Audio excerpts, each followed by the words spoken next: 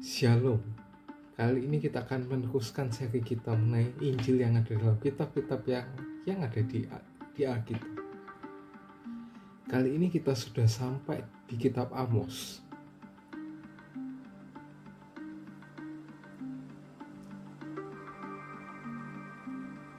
Dalam 4 hal kitab Amos di Perjanjian Lama itu sangat penting untuk pemahaman yang kuat tentang Injil.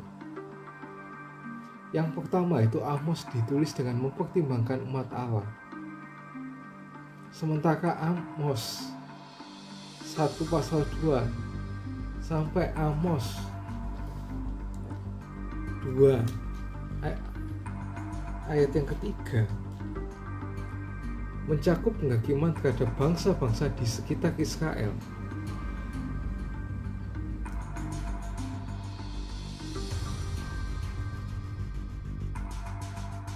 Berkatalah ia, Tuhan mengaum dari Sion dan dari Yerusalem ia memperdengarkan suaranya, keringlah padang-padang penggembalaan dan melayulah puncak gunung Karmel. Beginilah firman Tuhan, karena 3 perbuatan jahat Damsyik, bahkan 4 aku tidak menarik putusanku. Oleh karena itu mereka telah menyirik Gilead dengan eretan pengirik dari besi. Aku akan melepas sapi ke dalam istana Hazael, sehingga Bukit Ben-Hadad dimakan habis. Aku akan mematahkan palang pintu Damsyik dan menyiapkan penduduk dari Bekat Awen, serta pemegang tongkat kerajaan dari rakyat Aram harus pergi sebagai orang buangan pergi.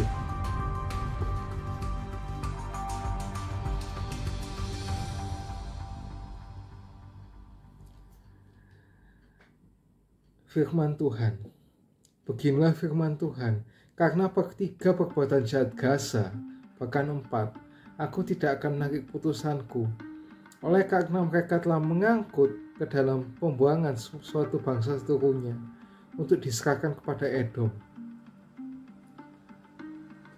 Aku akan melepas api ke dalam tembok Gaza sehingga buhinya dimakan habis. Aku akan menyiapkan penduduk dari Asdod dan pemegang tongkat kerajaan dari Askelon. Aku akan mengacungkan tanganku melawan Ekron sehingga binasalah orang-orang Filistin. Firman Tuhan Allah. Beginilah firman Tuhan, karena 3 perbuatan jahat Tirus, bahkan 4, aku tidak akan menarik keputusanku. Oleh karena mereka telah menyerahkan tertawan suatu bangsa seluruhnya kepada Edom dan tidak mengingat perjanjian persaudaraan. Aku akan melepas api ke dalam tembok Tirus sehingga bukinya dimakan habis. Beginilah firman Tuhan, karena 3 perbuatan jahat Edom, bahkan 4, aku tidak akan menarik kembali putusanku. Oleh karena ia mengejar saudaranya dengan pedang dan mengekang belas kasihnya, memendamkan amarahnya untuk selamanya, dan menyimpan gemasnya untuk seterusnya. Aku akan melepas api ke dalam Teman sehingga buhi Bosra dimakan habis. Beginilah firman Tuhan, karena perbuatan jahat Bani Amnon, bahkan 4, aku tidak menarik putusanku. Oleh karena mereka membelah perempuan hamil di Gilead dengan maksud meluaskan daerah mereka sendiri. Aku akan menyalakan api di dalam tembok Rabbah sehingga buhinya dimakan habis. Diiringi sorak-sorai pada waktu pertempuran, diiringi angin badai waktu puting beliung, dan raja harus pergi sebagai orang buangan. Ia sama dengan pembesar-pembesarnya. Firman Tuhan. Pasal yang kedua. Beginilah firman Tuhan, karena 3 perbuatan jahat Moab, bahkan 4, aku tidak akan menarik kembali putusanku. Oleh karena ia telah membakar tulang-tulang raja Edom menjadi kapur, aku akan melepas api ke dalam Moab sehingga bukit Keriyot dimakan habis. Moab akan mati dalam kegaduhan.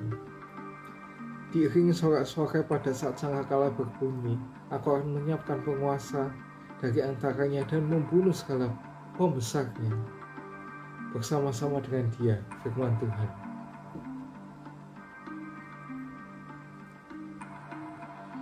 Perikop yang tadi kita baca itu mencakup penghakiman terhadap bangsa-bangsa di sekitar Israel. Sebagian besar Kitab ini ditujukan kepada Israel dengan kerajaan Yehuda yang di selatan termasuk. Yang penting, pemulihan semua bangsa dipanggil dengan nama Allah. Seperti yang katakan di Amos 9 ayat 11-15. Pada hari itu aku akan dirikan kembali pondok Daud yang telah roboh. Aku akan menutup pecahan dindingnya. Aku akan mendirikan kembali keruntuhannya. Aku akan membangunnya kembali seperti zaman dahulu kala, supaya mereka menguasai sisa-sisa bangsa Edom dan segala bangsa yang kusebut milikku. Demikianlah firman Tuhan yang melakukan hal ini. Sesungguhnya waktu akan datang, demikianlah firman Tuhan, bahwa pembajak akan tepat menyusul penuai dan pemilik buah anggur penabur benih. Gunung-gunung akan menyiriskan anggur baru dan segala bukit akan kebanjiran. Aku akan memulihkan kembali umatku Israel. Mereka akan membangun kota yang licin tandas dan mendiaminya. Mereka akan menanami kebun-kebun anggur dan minum anggurnya. Mereka akan membuat kebun-kebun buah-buahan dan makan buahnya. Maka akan menanam mereka di tanah mereka, dan mereka tidak akan kucabut lagi di tanah yang telah kuberikan kepada mereka, firman Tuhan Allahmu. Hal ini tuh yang sudah kita baca tadi tuh membawa kitab ini ke lingkaran penuh. Karena mereka yang pernah dihakimi pada masanya akan diberkati di bawah afiliasi yang baru. Dengan demikian, audiensnya bersifat khusus dan universal. Kutipan perjanjian baru dari Amos merujuk pada kedua kelompok ini. Ketika dikutip Stefanus dalam Kisah Para Rasul 7, kitab Amos ini mengantisipasi keluarga perjanjian Israel sebagai audiensnya. Namun 4 pasal kemudian, seperti yang dikatakan di Kisah Rasul 15, Kisah Rasul 15 ayat 16-17. Kemudian aku akan kembali membangunkan pondok Daud yang telah roboh, dan keruntuhannya akan kubangun kembali dan kuteguhkan, supaya semua orang lain mencari Tuhan dan segala bangsa yang tidak mengenal Allah yang kusebut milikku. Demikian firman Allah yang melakukan semuanya ini. Ini diambil tadi dari Amsal 9 ayat 11-12 yang tadi sudah kita baca.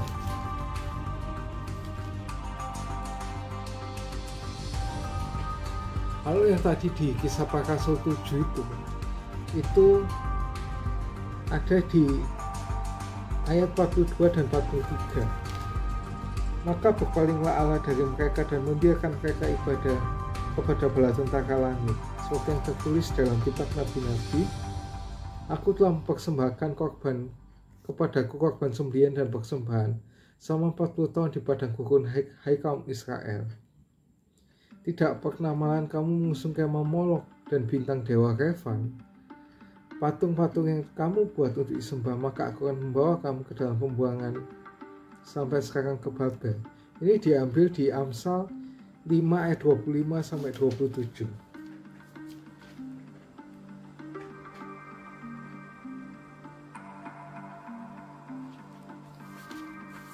Sebentar. 5 ayat 25-27. Apakah kamu mempersembahkan kepadaku korban sembelihan dan korban sajian selama 40 tahun di padang gurun, hai kaum Israel? Kamu akan mengangkut Sakut rajamu dan Kewan dewa bintangmu, patung-patungmu yang telah kamu buat bagimu itu. Dan aku akan membawa kamu ke dalam pembuangan yang jauh ke seberang Damsyik, firman Tuhan yang namanya Allah semesta alam. Yakobus juga akan merujuk kitab Amos dalam hal apa yang Allah katakan pada semua keluarga di bumi, yaitu orang-orang bukan Yahudi. Jadi Amos memiliki sesuatu untuk dikatakan pada Israel kuno dan juga kepada seluruh dunia, bahkan seluruh pada kita. Yang kedua, Amos ditulis dengan mempertimbangkan kepraktisan. Umat Kristen sering mengutip kitab Amos karena penekanannya pada keadilan sosial, dan memang demikian adanya. Namun, kita harus belajar untuk menangani penekanan ini dengan tepat. Kutukan Amos terhadap kehidupan mewah dan kemalasan Israel dengan mengorbankan orang miskin tidak boleh diperlakukan dengan cara yang mereduksi inti kekristenan yang hanya menjadi etika sosial. Kenapa? Karena inti kekristenan itu adalah Injil. Implikasi sosial yang diperlukan dari Injil tidak boleh disamakan dengan Injil itu sendiri. Keduanya penting. Tantangan kita dalam memahami bagaimana belas kasihan merupakan bagian integral dan integritas dari identitas seorang Kristen tanpa mereduksi keseluruhan pesan Kristen menjadi tindakan belas kasihan. Melihat Injil sebagai panggilan hanya untuk mengeluhkan belas kasihan pada orang lain tanpa mengakarnya dalam panggilan Injil untuk menerima belas kasihan Allah terhadap kita sebagai orang berdosa, berarti kehilangan Injil itu sendiri. Yang ketiga, penggunaan konsep tepat oleh para rasul dalam kitab Amos mengungkapkan misi Allah bagi dunia. Tempat menandakan lebih dari sekedar geografi. Amos menggunakan berbagai istilah untuk tempat, misalnya kemah, rumah, kota, untuk menggambarkan kedekatan atau jarak hubungan umatnya dengan Allah. Bagi Amos sempat menjadi cara untuk menunjukkan orientasi umat Allah dan juga orientasi terhadap mereka.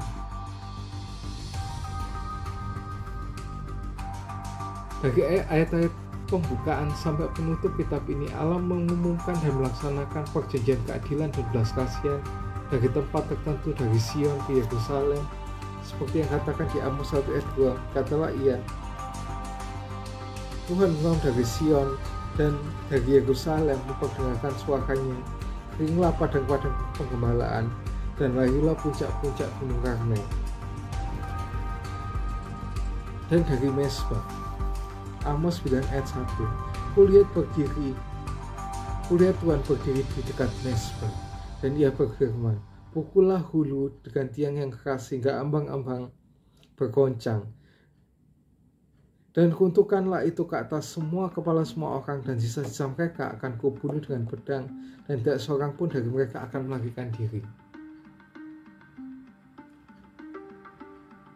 Begitu kita memahami pentingnya hal ini dalam kitab Amos, konsep tempat akan membantu kita memahami pesan kitab ini dan misi kita di dunia. Kedua kali, Amos dikutip secara langsung di Perjanjian Baru sebagai konsep tempat yang berkaitan dengan keluarga Allah yang berperan. Seperti yang tadi di Kisah Para Rasul 7, Stefanus menggunakan Amos untuk membenarkan kehakiman Allah atas rumah tangganya ketika para anggotanya menempatkan kesejahteraan mereka sendiri di atas kerajaan dan pemerintahannya. Kemudian, dalam Kisah Para Rasul 15, Yakobus merujuk pada Amos dan tempat itu sekali lagi menjadi penting. Namun, kali ini pesan Amos digunakan untuk mengesahkan rencana Allah untuk membangun kembali umatnya dari antara semua bangsa yang ada di bumi. Yang keempat, penggunaan puisi oleh Amos menyingkapkan identitas hubungan Allah dengan dunia. Kitab Amos sebagian besar merupakan pernyataan pedas tentang penghakiman Allah yang akan datang atas Israel dan dunia. Bahkan Amos menggunakan frasa untuk penghakiman eskatologis atau zaman hari Tuhan, seperti yang ada di Amos 5 ayat 18 sampai yang ke-20. Celakalah mereka yang menginginkan hari Tuhan. Apa gunanya hari Tuhan itu bagimu? Hari itu kegelapan bukan terang, sama seperti seorang yang lari terhadap singa, seekor beruang mendatangi dia, dan ketika sampai ke rumah, bertopang dengan tangannya ke dinding, seekor ular mematuk dia. Bukankah hari Tuhan itu kegelapan dan bukan terang? Kelam kabutnya tidak percaya. Yang berulang kali ini digaungkan di Perjanjian Baru, bahwa penghakiman yang diungkapkan dalam puisi mengejutkan para pembaca. Dan ini menimbulkan pernyataan, mengapa Allah memberi kita kitab Amos dalam bentuk syair puitis dan bukan argumen hukum.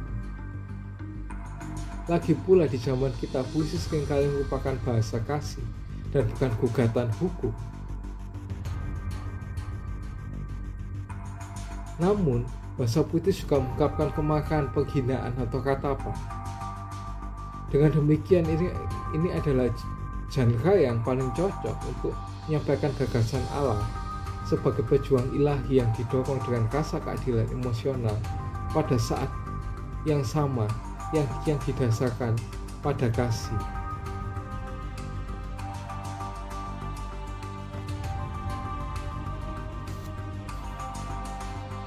Berbahagialah setiap orang yang mendengar firman Tuhan, renungkannya, menyimpan dalam hatinya, dan